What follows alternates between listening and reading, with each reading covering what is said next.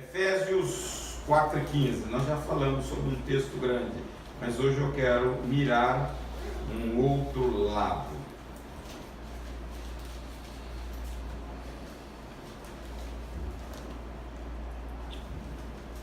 Efésios 4:15, está escrito assim: mas, segundo a verdade em amor, cresçamos em tudo naquele que é o cabeça, Cristo. A gente tem voltado ultimamente aos nossos estudos sobre o crente ter um marco na vida.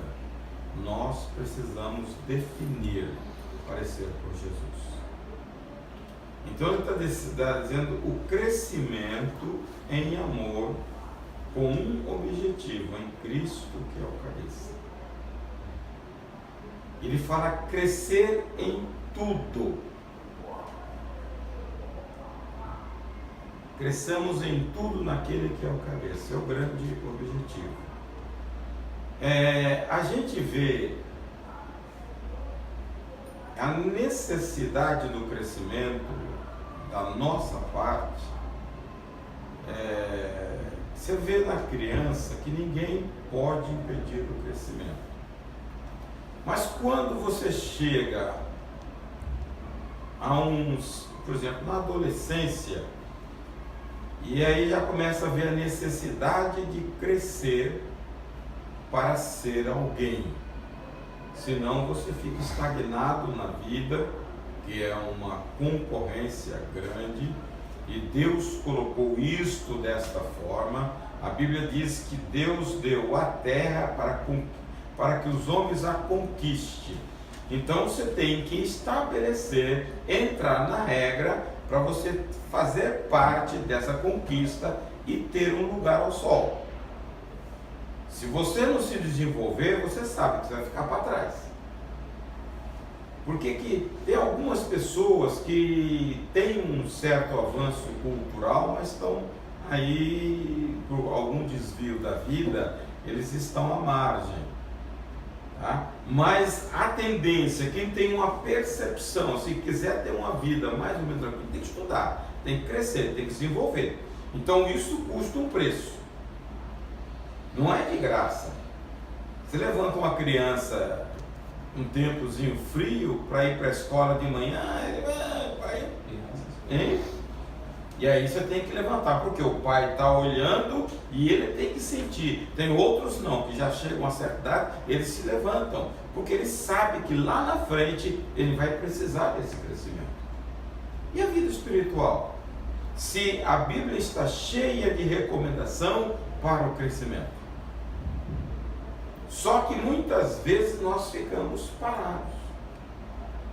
E aí o que vai acontecer na vida espiritual? Essas pessoas que capengam atrás, que tiveram a oportunidade e não se desenvolveram, não se especializaram e não cresceram em determinadas áreas, elas estão para trás. Tá? Na vida espiritual é a mesma coisa. O foco de Deus é que nós cresçamos em tudo. Quando fala tudo, você tem que pensar na estrutura humana. Como é a estrutura humana? O homem é uma composição triúnica e complexa: espírito, alma e corpo. Então eu tenho que crescer neste âmbito todo, sabendo cada coisa dentro da Bíblia. Pedro diz: antes crescei na graça, no conhecimento. Você cresce numa experiência de relacionamento com Deus e cresce também no conhecimento. Conhecimento, ele vem através de estudo teológico, ou ensinamento de outras, ou através de pesquisa, ou através de revelação, diretamente de Deus, mas ela vem. Então, as pessoas aplicadas, buscando conhecimento, elas vão desenvolver. As pessoas paradas vão continuar paradas. E esse não é o propósito de Deus. Você tem que crescer. Há no ser humano nato nele é este mover para o crescimento. Eu não sei porquê, aí eu até entendo, porque quando nós chegamos para Deus, nós temos uma oposição que se levanta para você se travar. Se a gente não abrir a mente, você vai ficar travado, porque Satanás não quer que você cresça. Compreenda o propósito de Deus. Quando nós desenvolvemos a nossa caminhada crescente, nós vamos entender o propósito de Deus para nós. Deus tem um propósito para cada um de nós. Tem pessoas que vão cumprir o propósito, tem pessoas que vão ficar à margem do propósito. E essas pessoas, elas vão carregar algo grande da parte de Deus que tinha para ela, e ela não vai conseguir se desenvolver por uma só razão: porque não cresceu, logo ela não entende o propósito de Deus. É aquilo que Paulo sempre diz, né? Não use a graça de Deus, irmão. O que usa a graça de Deus, irmão? Deus é uma pessoa justa. Quando ela quer que você faça alguma coisa no reino, ela te capacita com uma graça. Então ela dá condições para você desenvolver o que Deus espera de você. Quando você não faz aquilo que Deus espera de você, Ele já te preparou, já te armazenou a graça. Você está usando a graça de Deus, irmão. Leia 1 Coríntios 15, 10, para você entender melhor isso aí.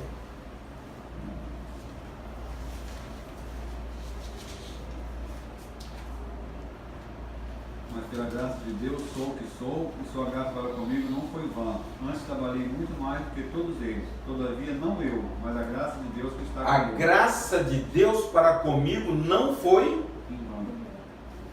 Tá? Porque tem muita gente com graça em mão.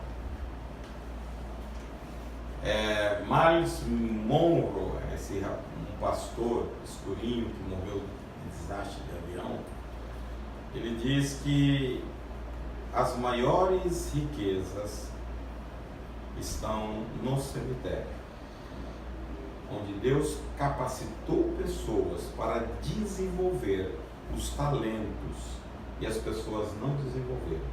Então ele fala que aqueles tesouros foram com as pessoas para o cemitério. Isso é a graça que Deus derramou e as pessoas não souberam usar. E à medida que eu desenvolvo o crescimento, eu vou percebendo o que Deus espera de mim. E quando você começa a desenvolver o crescimento, você vai olhar o que Deus fez para você. É inatingível. Por isso que Paulo dizia: eu sou devedor. Porque ele compreende o que Deus fez. Quando você começa a olhar a estrutura, nós já falamos aqui, a criação de Deus foi algo perfeito. Deus avalia e acha muito bom o que ele fez. Só que o homem perdeu o rumo, pecou, virou as costas para Deus.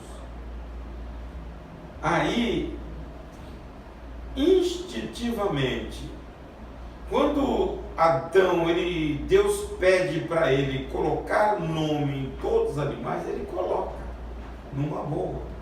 Essa capacidade que Deus deu, o pecado tirou.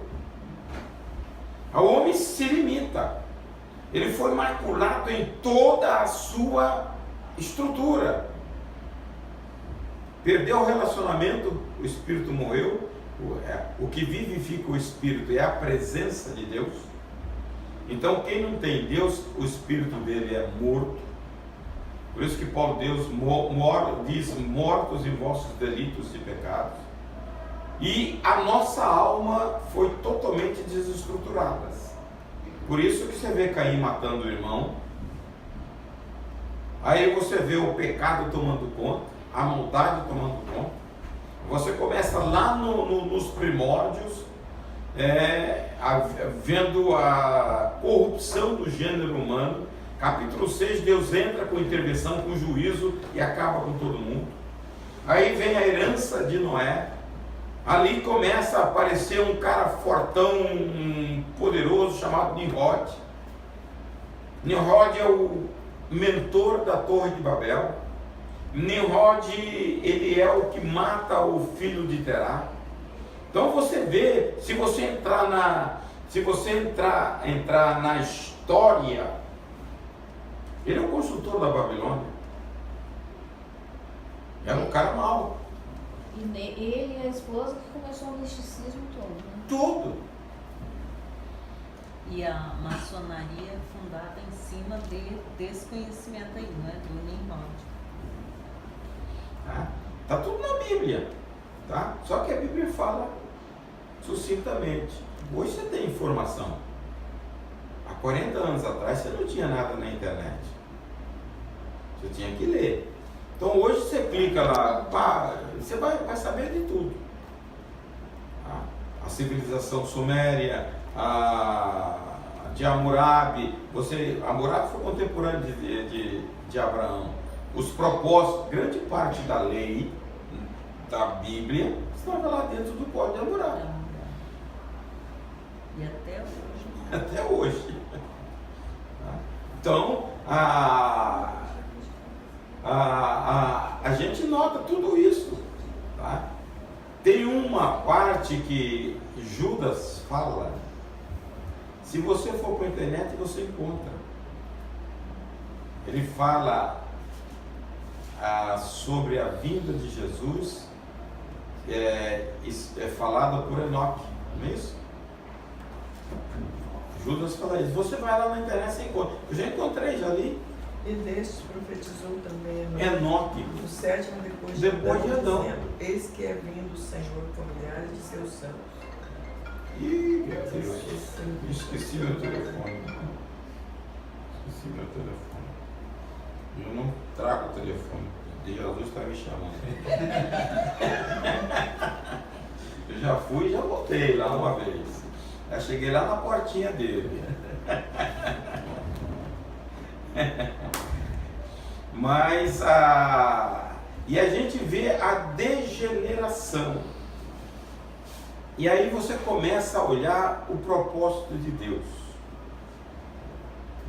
Quando Deus manda Jesus,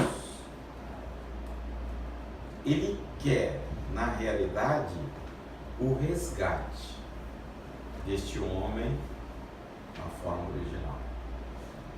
João capítulo 1, versículo 14, diz o seguinte, quem sabe de cor? E o verbo se fez carne e habitou entre nós, cheio de graça e de verdade. E vimos a sua glória, glória como do unigênito do Pai. Veja, ele está dizendo, lá no capítulo, no versículo 1, ele falou, no princípio era o verbo, e o verbo era Deus. Ele está falando de algo subjetivo. No princípio era o Logos, palavra, pensamento, e ele estava com Deus. Agora, no 14, está dizendo, e este verbo se torna carne e habita entre nós, o Emanuel. Veja o propósito de Deus. Ele desce da glória, assume a nossa posição, que estruturalmente é a menor, Porque o Salmo 8, verso 5 diz que nós fomos feitos um pouco menor do que os anjos. Jesus está acima dos anjos, porque Ele é eterno, Ele é autoexistente, os anjos são criaturas de Deus, logo abaixo, mas Ele assume uma posição abaixo ainda, e convive com as nossas mazelas.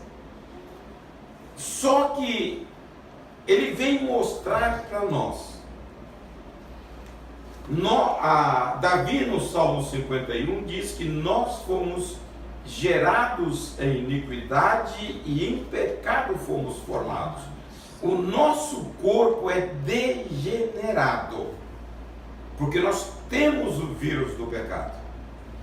Nascemos com ele. Jesus nasce com essa mesma estrutura, mas sem o vírus do pecado. A fragilidade que eu tenho, Jesus teve. Ele vem mostrar para nós que é possível você fazer a vontade de Deus neste mundo corrompido. Por isso que o Verbo habita entre nós. Só que ele tinha uma vantagem, ele não tinha a carne de uma forma geral.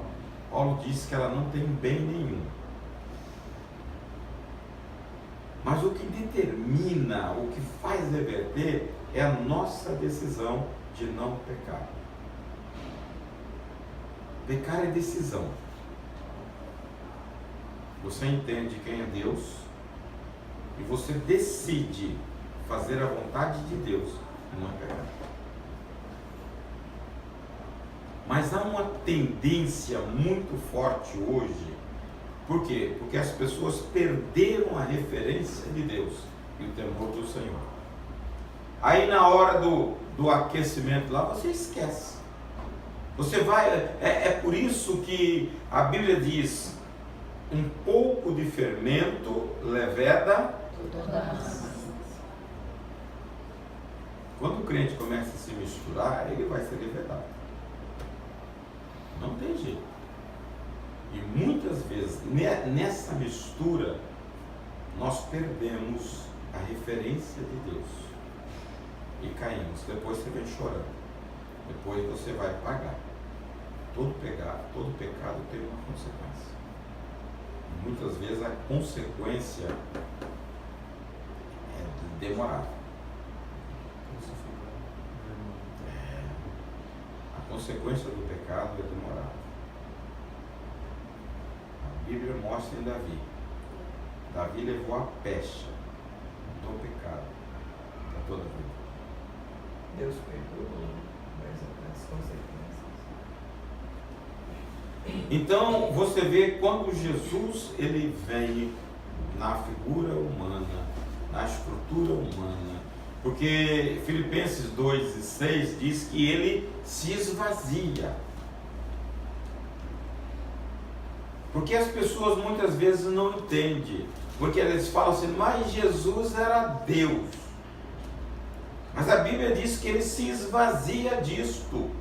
Não teve como usurpação ser igual a Deus. Ele vem com a natureza divina, com a natureza humana e trabalha dentro da natureza humana para fazer a vontade de Deus, para mostrar para mim e para você que é possível você voltar para Deus e ser parecido com Jesus. É este o grande foco. Se Jesus não fosse humano dentro das suas realizações, eu não poderia imitá-lo. E a Bíblia diz que eu tenho que imitá-lo. Paulo diz: sede, pois, meus imitadores, assim como eu sou de Cristo. Pedro 1:21, 2:21 diz que ele, de Jesus, desce e se torna o nosso exemplo para que nós sigamos os seus passos. Então, a Bíblia mostra que Jesus veio e se coloca: me siga. E o que leva o crente a parecer com Jesus? O crescimento. Você estão entendendo o que é importante o crescimento? Senão você não vai aparecer. Mas esse crescimento só com a ajuda do Espírito Santo. Sozinho nós não vamos não, né? Filipenses 2, 12 e 13. Aí você tem a resposta.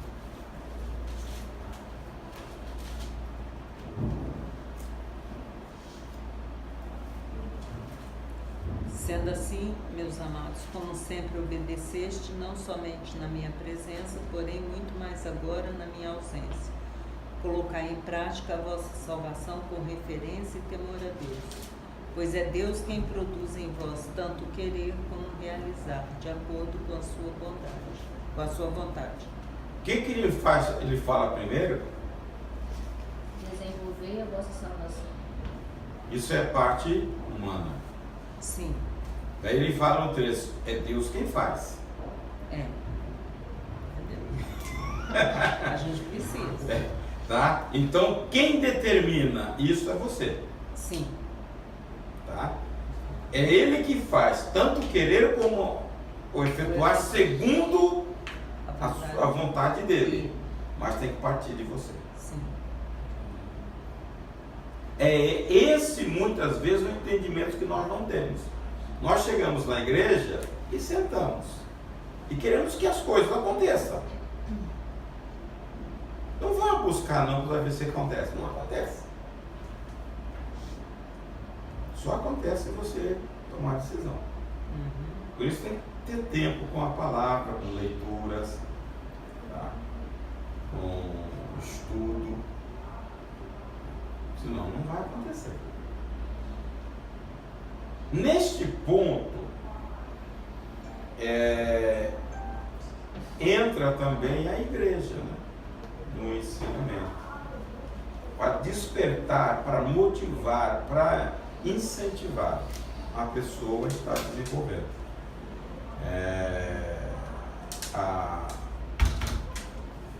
Se você olhar alguma coisa na nossa trajetória, a gente pega de algumas pessoas. Leitura. Tá? Eu peguei muito do meu pai, mas tinha um sujeito na igreja que ele era maquinista naquele tempo de Maria Fumaça, dirigia a máquina para Bolívia. Ele gostava muito da escola dominical. Tudo que o professor pedia, ele tinha uma referência da Bíblia. Não sei se você conheceu ele, João Costa. Ele lia muito, porque ele tinha folga, ele levava a Bíblia. E aquilo, eu na escola, como criança, eu estava adolescente, eu era obrigado a ir à escola naquele tempo. Minha mãe falava, se você quiser jogar a bola, você tem que ir na escola, e ir na escola forçada. Mas marca, tá? Com esses incentivos eu comecei a ler a Bíblia. E a história da Bíblia que a gente conta aí, aquilo me cativava. Quando você pegava uma lição que tinha parte histórica e geográfica, aquilo me atraía. Foi com esse interesse. Eu não sei se foi isso que me ajudou a gravar grande parte da história. Esses dias veio aqui no discipulado, um camarada disse assim para mim, eu estava ouvindo o negócio da casa de Isadora. Eu perguntei para ele, você sabe o que é isso? Hein? Casa de Isadora. Eu falei, você sabe o que é isso? Ele falou, não. Eu falei, está na Bíblia. Ele falou, eu sei que está na Bíblia, que o pastor criou isso, que é um negócio de ensino. Eu falei, sabe da origem disso? Começa em Arão. Ele falou, como? Eu falei, Arão teve 2 filhos. 2 morreram, ficaram 2 linhagens. Itamar e Eleazar. Então esses eram sucessores de Arão. Só que quando chega no deserto, ali com os midianitas, o caso de Balaão. Balaão não é midianita, não, como que é? Moabitas. aquela que é Balaão incentiva que as mulheres vão lá para coisa e faz orgia com os filhos de Israel. Teve uma pessoa que se levanta com uma lança e mata um casal dentro da tenda no ato. E ali Deus fala com ele: você zelou pelo meu nome. E ele era da descendência de Eleazar, Finéia. Eu falei: Zadok vem dali. Porque Itamar morre com Eli, que Eli falou: toda a tua descendência vai ser morta, porque você honrou mais seu pai do que os seus filhos do que a mim. Então, ali acaba. E aí ele foi pesquisar. Eu contei a história, ele falou: rapaz, você contou, tá tudo na internet. Eu falei: ah, tá. Só que é muito grande. O cara explicou que tem um escrito de Luciano Subirá sobre a casa de Zadok. Por quê que ele colocou? Porque são os sacerdotes que preservaram a unção e a santidade. Lá no capítulo 44 de Ezequiel, ele diz: vocês serão sacerdócio eterno, porque me santificaram. Porque um ato do pai lá, de uma descendência lá no deserto, em favor de Deus, Deus leva em relevância. Então são histórias que tem na Bíblia, tá? E você precisa conectar essas histórias. Para você chegar a essa conclusão, você tem que pegar, abrir a Bíblia e folhear. Eu falei há pouco tempo aí sobre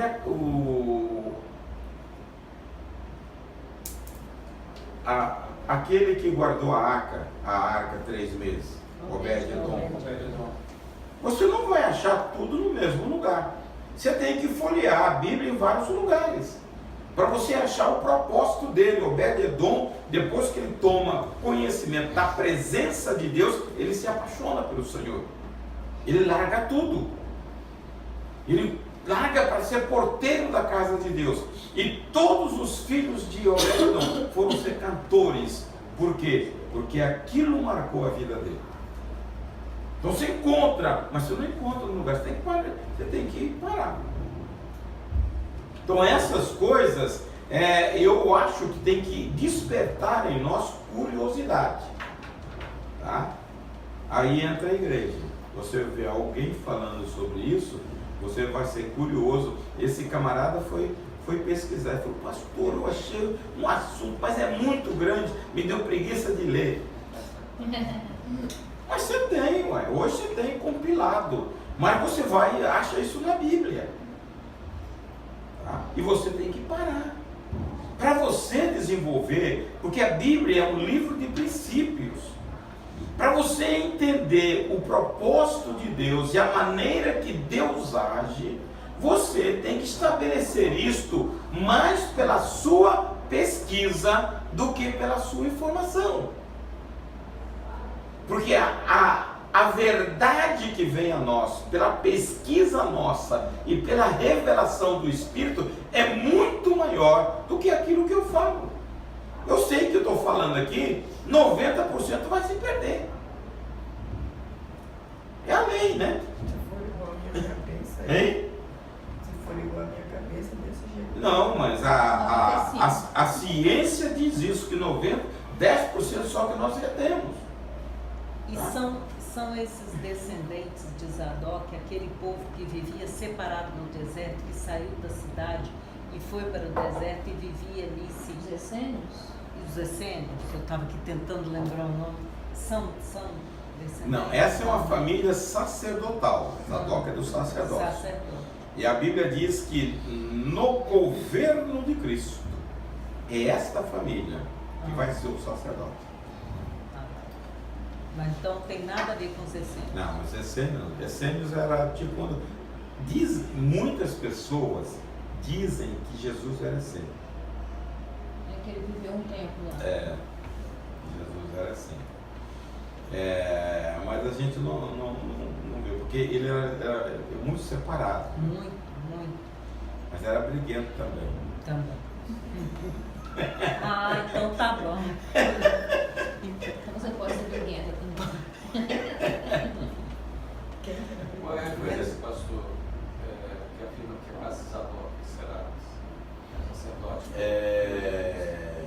Ezequiel, se não me engano, 44. Então, aí você vê, nós incentivamos, mas é necessário que a gente invista tempo no conhecimento, senão não vai. O que nós falamos é muito pouco que vocês assimilam.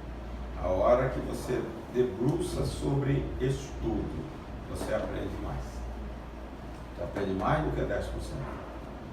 Tá? Esse acúmulo. Você tem na Bíblia,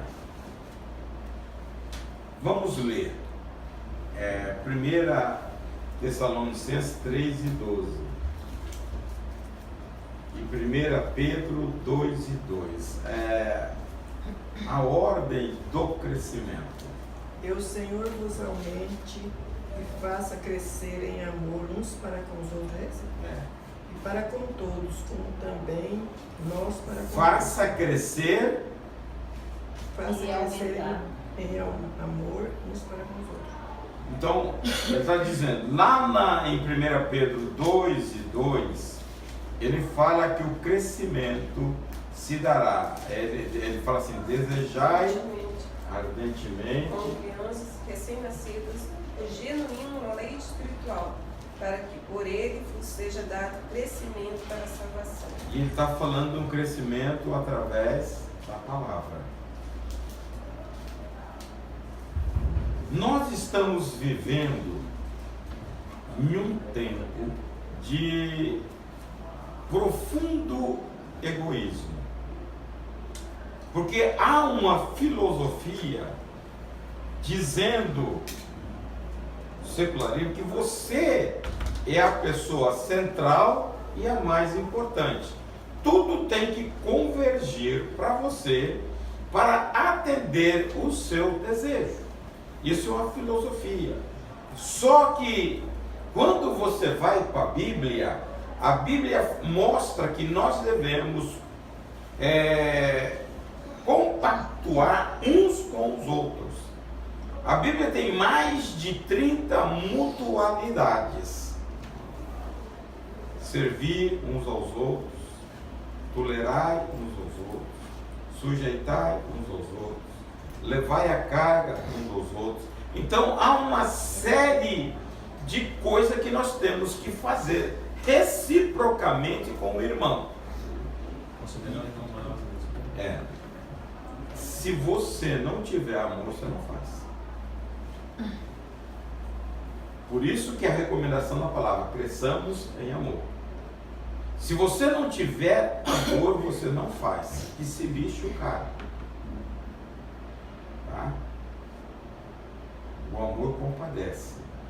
Então, quando Paulo diz que nós devemos crescer em amor, é neste sentido para cumprir o propósito de Deus. E a gente tem que entender aquele versículo que nós lemos aí sobre Jesus.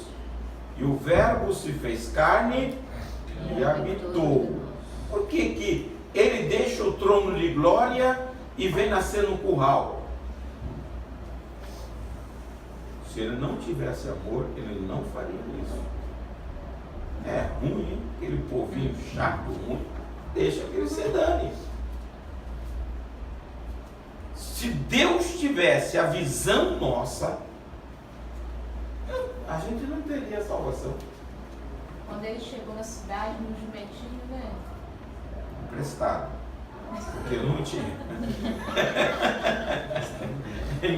Em jumentinho emprestado. Porque ele não tinha. Eu poderia chegar no carro mesmo. A limousine, né? Mas Mas tinha carruagem. Eu vi um comentário do pessoal que é a favor da teologia da prosperidade, que naquele tempo, aquele jumentinho era uma Ferrari. Ai, meu Deus. É sério. Mas só que não era dele, né? Esse pessoal é um pouquinho bota. Rapaz, você vê cada absurdo. A gente vê que Jesus era uma pessoa próspera, tinha casa na montanha, tinha casa de praia, tudo você encontra no YouTube. Eu vi uma pregação dessa. Você encontra isso, tudo pregação de pastor renomado aí na Eu vi uma pregação dessa que sofreu também.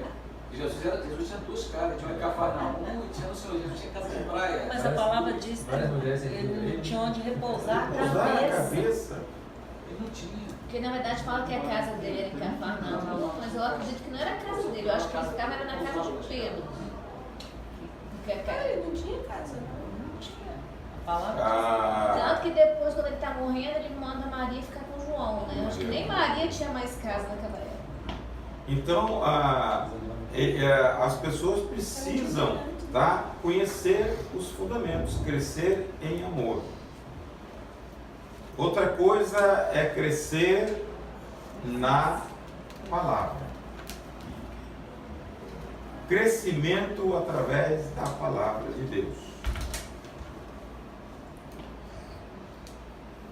Se você lê a Bíblia, lê umas 50, 100 vezes, você aprende tudo. Hein? Não. Você não aprende tudo porque a palavra, ela em si, se renova todas as manhãs. Deus sempre está falando com você. Se você pegar um versículo bíblico, passar um mês nele, cada manhã Deus vai te dar uma mensagem diferente dele. Isso é incrível.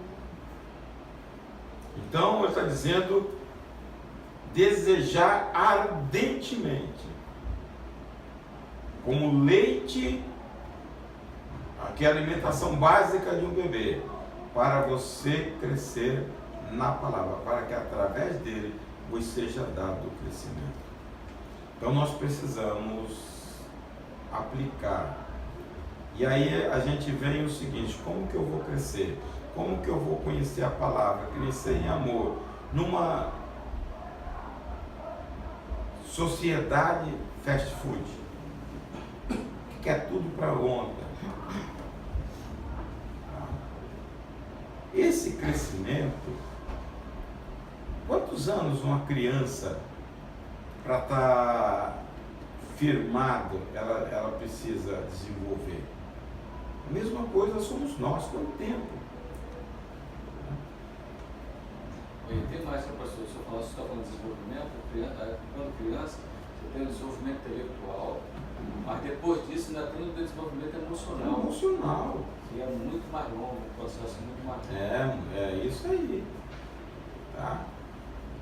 Tem pessoas que hoje não se desenvolvem emocionalmente, ficam atrelados, os pais não dão, eles dominam tanto que não dão oportunidade de desenvolvimento emocional.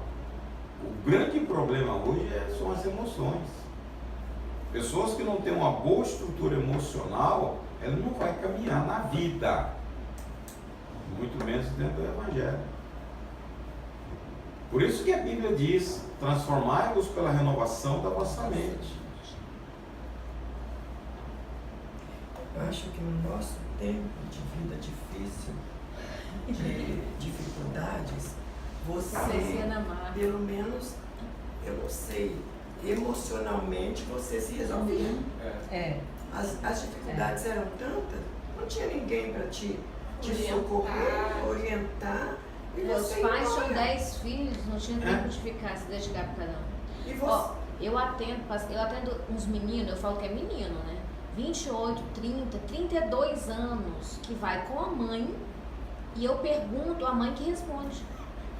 Eles não respondem, a mãe que vai respondendo por ele, como se o menino tivesse 5 anos, que eu atendo criança de 5 anos.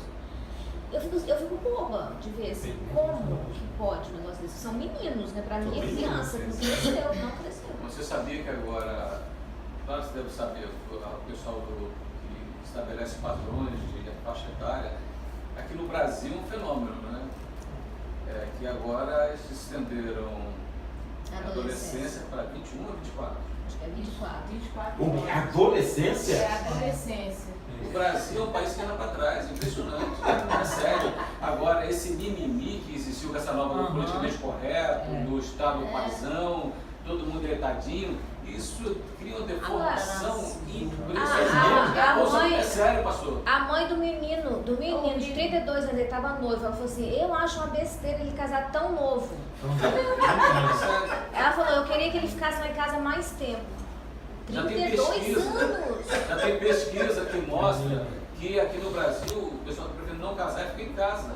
30, 35 anos, bem sucedido profissionalmente, não vai Não embora. sai de casa. Nos Nem Estados os Unidos, homens, nem as os pais estão mulheres. botando pra fora, né? Lá vai obrigado. Vai obrigado, estão botando pra fora, né? Então, quando faz a faculdade, a gente já vai embora, dali a gente já sai, né?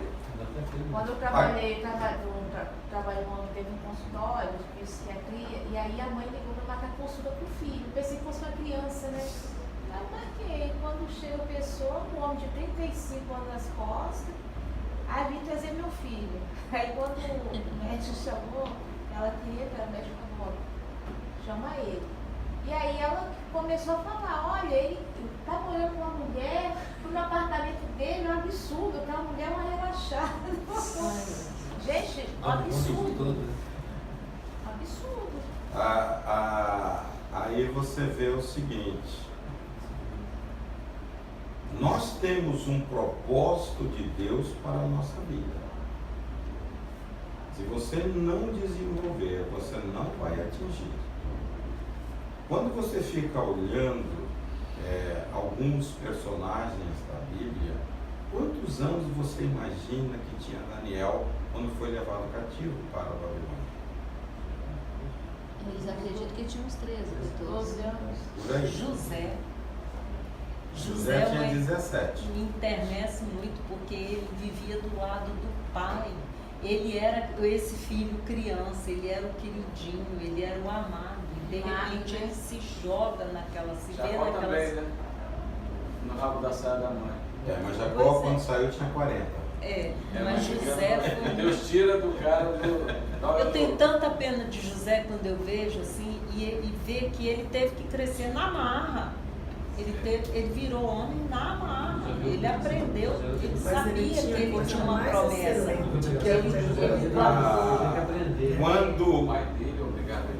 Quando Jacó colocou nele a túnica colorida, ele estava sinalizando para os demais irmãos que ele seria o líder. Sim. Porque o líder tinha aquela coisa. Então, a raiva dos irmãos era por dois motivos. Porque ele fofocava, tá? E ele ia ser líder. Então, por isso que a Bíblia diz que os irmãos odiavam José. Mas ele deixou de ser fofoqueiro quando ele foi lá para casa de Potifar. Porque ele podia entregar. Mas, então gente, ele o pai dele aprendeu. mandava ele espionar os irmãos dele. Sim, o pai que mandava. Mas vai lá ver o que eles estão fazendo. Ele chegava. No capítulo 37 de Gênesis diz que ele trazia a má fama dos irmãos para o pai. Mas o pai mandava. Depois disso que o pai, já que vocês estão falando, qual foi a cidade que ele foi procurar os irmãos? Como se chamava a cidade? É a cidade do profeta Eliseu. E a Bíblia fala que eles eram do Belial, né? Também dos irmãos de Jacó. A Bíblia usa um termo pesado. E não é Jacó, a própria Bíblia fala que eles não eram boa gente, não. Não era, não. Tanto é que o Rubens, ele profana o lar, a cama do pai, em relação com a concubina do pai. Levi é um assassino, né? Quando ele chega lá para os filisteus e mata todo mundo, a Bíblia diz que matou todos os homens. Mas porque no caso de Diná? Não era mole, não. Não era nada. Não era mole. Mas por que ele era fofoqueiro? Olha aqui. Ele era fofoqueiro. Olha início do capítulo 37. Fala que trazia más notícias deles a seu pai. Então. Mas pastor, Jacó mandava ele lá. Eu sei, mas veja bem, tudo tem sim, verdade. Tá? Deus tinha dado para ele um sonho que ele seria líder. Ia ou não ia se cumprir? Sim. A mesma coisa quando Deus fala para Rebeca. Ela se sentia muito incomodada com os 2 filhos no ventre. Fala, que negócio é esse? Ele diz, tem 2 nações aí, e o mais velho vai servir o mais novo. Então já havia uma determinação de Deus. Só que ela quis ajudar. E o que aconteceu com ela? Ficou sem eles. Rebeca morre só, sem a presença dos filhos. Porque Deus já tinha determinado. Deus tinha mostrado para ele. Aí ele teve que pagar um preço. Quantos anos José fica no estaleiro? 13 anos. Ele passa 10 anos na casa de Potifar sendo escravo.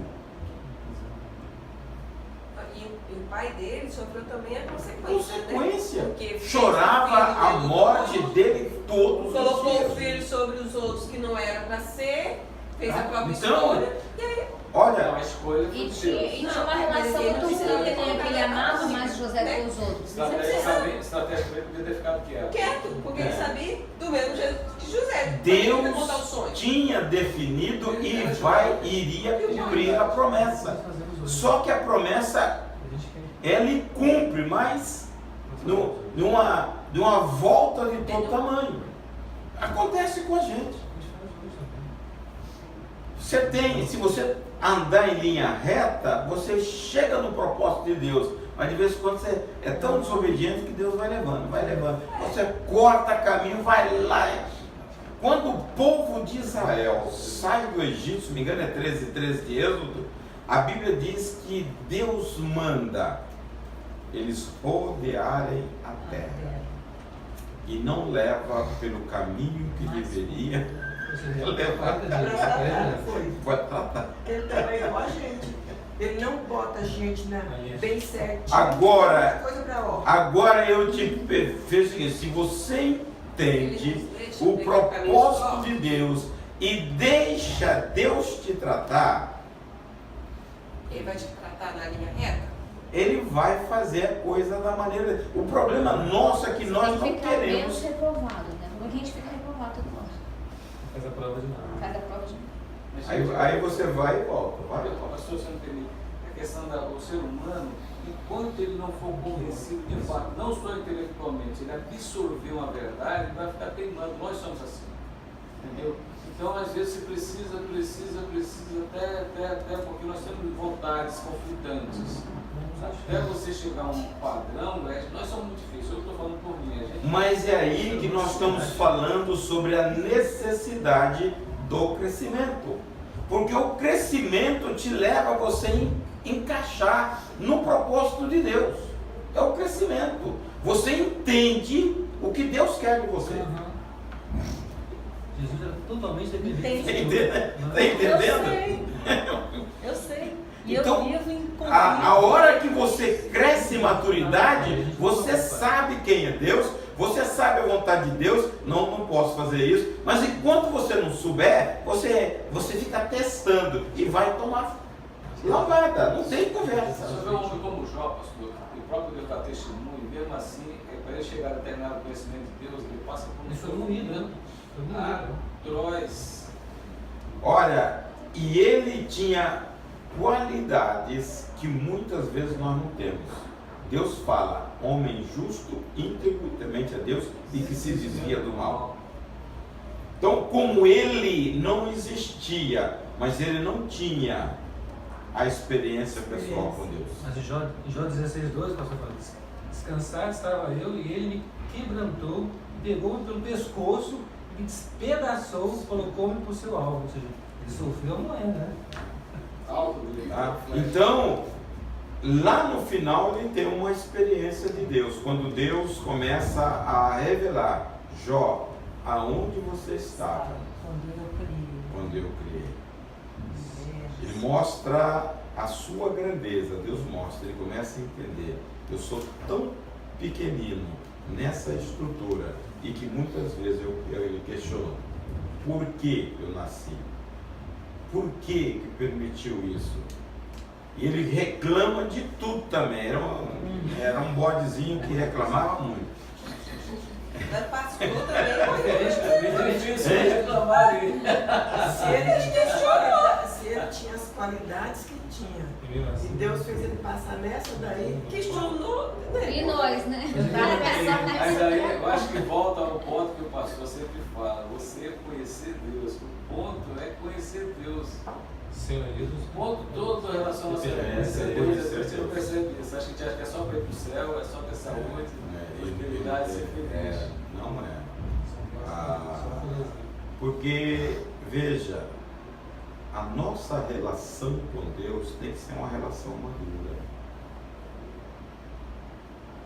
Você vê hoje pessoas invertendo os papéis. É aquilo que está, se não me engano, Isaías 45:9, e também está em, acho que é Romanos.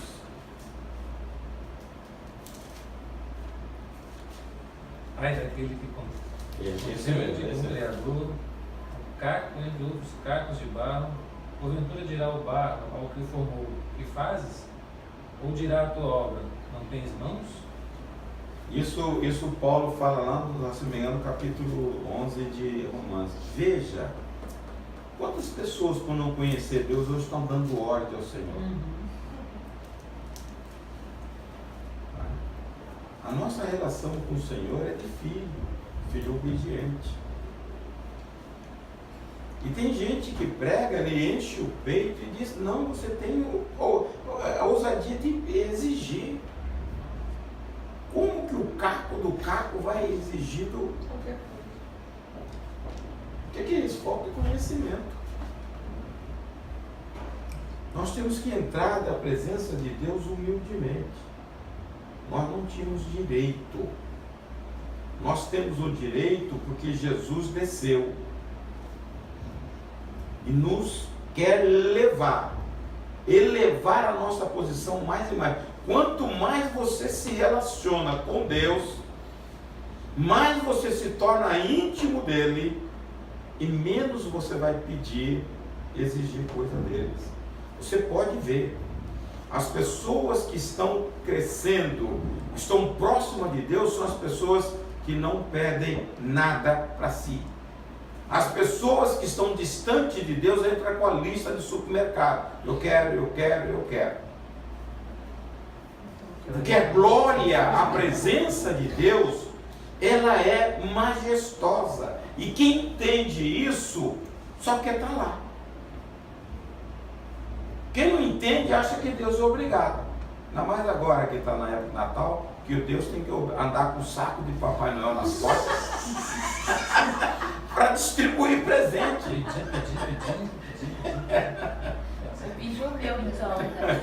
Está entendendo? À medida que você cresce, você chega à plenitude. Vamos ler capítulo 1 de Colossenses, versículo 21 e 22.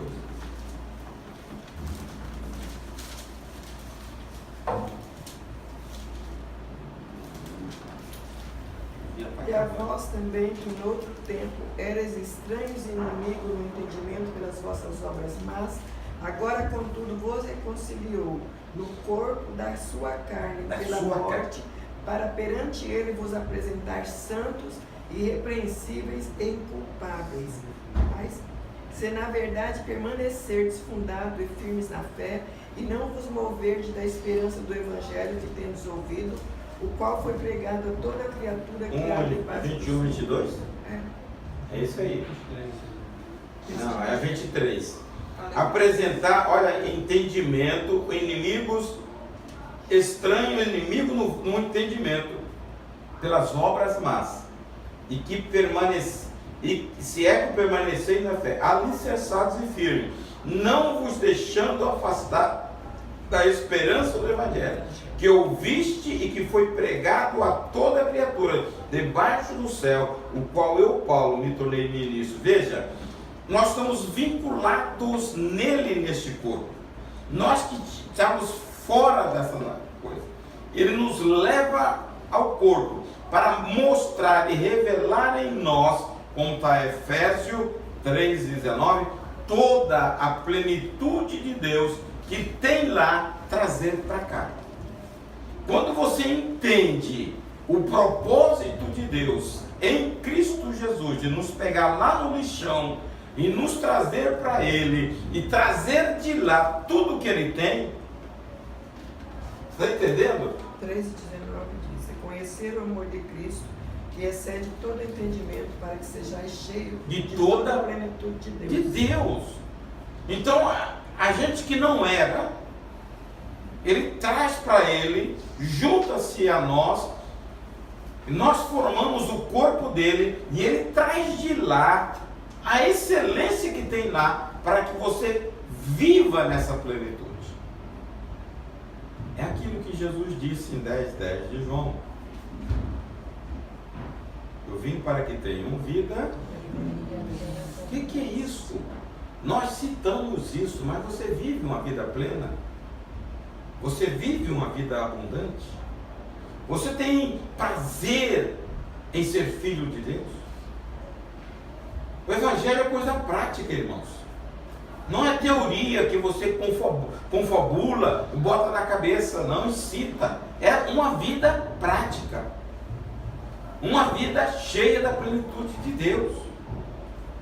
Que vale a pena ser crente. Por isso que Paulo sofria os horrores por causa do Evangelho. E ele sentia prazer. Não é sadismo, não. Porque ele sabe da presença de Deus, vale a pena. A vida plena, a plenitude de Deus em você, não é uma surra, não é um desprezo, não é uma, como se diz, um abandono que você possa sofrer aqui de pessoas que vai te afastar de Deus. Então isto vale a pena. Isso é crescimento na graça. Você tem uma experiência, vale a pena. Então o crescimento nosso no Evangelho nos leva a entender o propósito de Deus. E muitas vezes... quando entende esse propósito e está cheio assim, não é uma coisa que o outro fez que vai te fazer se tirar da presença de Deus, que vai te fazer ir embora, que vai... Nós estamos cheios de meninos. E é por isso que a igreja, muitas vezes, você tem outra igreja lá fora. Qualquer coisa, tá? Aborrece as pessoas e vão embora. Não tem esperança com Deus. Você não serve homem, você serve um Deus vivo. A mistura, né, espiritual com as coisas pessoais. Aí... Não, nós temos que ter essa experiência com Deus antes de crescer na graça e no conhecimento. Isso requer de nós uma atitude, tá? E se você começar a olhar a vida, eu estou acabando porque aqui, de Cristo, o modelo que foi dado para nós, a Bíblia diz que Jesus passou por esta fase. Lá no capítulo 2 de Lucas, quando Jesus, ele fala, se não me engano, no versículo 52, que Jesus crescia na graça e no conhecimento, na sabedoria de Deus. As pessoas falavam assim: aonde esse cara aprendeu isso? Possivelmente na sinagoga. Jesus passou pelo estudo. E crescia Jesus em sabedoria, em estatura e em graça para com Deus e os homens. Então ele passou pela fase do crescimento. Era padrão, né? O judeu estudava a Torá, né? A Torá, Ele era 13 anos. Ele tinha que conhecer essa Torá, já conhecia, sabia ler. Conhecia. Tinha alguns, não sei por que cargas d'água, o pessoal de antigamente eles memorizavam mais. Então diz que muitos judeus já sabiam a Torá toda, os 5 primeiros livros sabia de cor. Devia começar muito criança, né? A cabeça fresca. Eu não sei porque que hoje ninguém sabe. Era o livro que tinha, talvez por isso, próximo, porque é o único, acho que provavelmente era um único livro. Eu acho que tinha. também era mais fácil porque é poesia, eles cantam, né? Então acho que é mais fácil de gravar, né? Eles cantam. Eles leem cantando. Mas Davi também, eu lia o dia inteiro, né? Também tinha aquele negócio que puxava aqui, escrevia aqui. Onde você estava, a informação, saturava, né? O ambiente era saturado da informação. Agora, você pode ou não pode fazer isso? Claro, pode. Agora quer é outra coisa. É outra tem coisa. incentivo, né? Por exemplo, se a criança não tem isso da família, se não tem o incentivo desde pequena, por si só ela vai buscar desenvolver talvez mais tarde. Esse método é chamado de imersão. Você pode fazer hoje um curso em inglês, você entra na tua escola, fica lá clausurado, passa um mês só em inglês, sai lá falando inglês, né? É chamado de imersão. Mas eles fazem isso hoje lá, nós vimos lá em Jerusalém, eles fazem o Bas Mitzvah lá e eles têm que recitar um texto, né? Com 13 anos os meninos, 13 e anos. as meninas 12. Nós vimos lá essa passagem. O cara vai, eles batem tarol, eles Fazem uma festa, fazem uma festa. Eles enrolam os filactérios no braço, todinho para as pessoas, para o garoto memorizar aquilo. Olha, é que a gente não sabe. A Bíblia é o maior livro que existe, é o livro mais lido no mundo. E mais impacto na sociedade. Só que a gente, por ter ele abundantemente, a gente menospreza a Bíblia. Não dá muito. Passa alguma coisa da China, quando as pessoas têm uma folha, eles avidamente lê e já tem outro na fila esperando. Porque eles não têm oportunidade. Nós aqui que temos, nós não queremos. Então, o crescimento pela palavra, no amor, por acréscimo, isso mostra, 2 Pedro, capítulo 1, versículos 5 a 7, diz que a virtude associada à fé, ele começa assim, buscai diligentemente. Você achou? Leia aí. Por isso mesmo, aplicando todo o vosso esforço, acrescentai a virtude à vossa fé, e o conhecimento à virtude, e o domínio próprio ao conhecimento, e a perseverança ao domínio próprio, e a piedade à perseverança. E a perseverança? E a fraternidade à piedade, o amor à fraternidade. Ele está dizendo buscar com todo esforço. Esse é o segredo. Segundo. Portanto, se essas virtudes existirem e crescerem em vós, elas não vos deixarão ociosos, nem tampouco infrutíferos no perfeito conhecimento do nosso Senhor. Nosso Senhor Jesus Cristo. A receita. É a receita. Então esse é acréscimo, você vai caminhando. Virtude, fé, conhecimento, e você vai desenvolvendo. Mas você tem que se esforçar. Amém? Vamos lá?